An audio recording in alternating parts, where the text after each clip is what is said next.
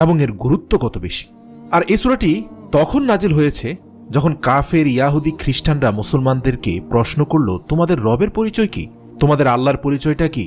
সে কিসের তৈরি, সোনা রূপা নাকি মাটির তৈরি? এভাবে রব্বুল আলামিনের পরিচয় নিয়ে কাফের মুশরিকরা কটাক্ষ করতে থাকলো।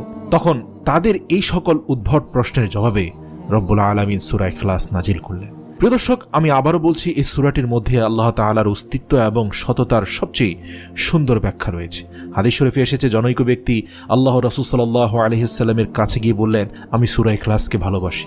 তখন রাসূল সাল্লাল্লাহু আলাইহি ওয়াসাল্লাম বললেন, এই সূরাকে ভালোবাসার কারণে তুমি জান্নাতে যেতে পারবে। সুবহানাল্লাহ। মুসনাদে আহমদ শরীফে এই হাদিসটি রয়েছে। প্রিয় দর্শক, এখন হয়তো আপনি বুঝতে পারছেন যে এই সূরাটি কতটা ফজিলতপূর্ণ। একবার আল্লাহ রাসূল সাল্লাল্লাহু আলাইহি ওয়াসাল্লাম বললেন, তোমরা সবাই একত্রিত হয়ে যাও, আমি তোমাদেরকে কোরআনের 1/3 শোনাবো। এরপর আল্লাহ রাসূল সূরা ইখলাস তেলাওয়াত করে শোনালেন।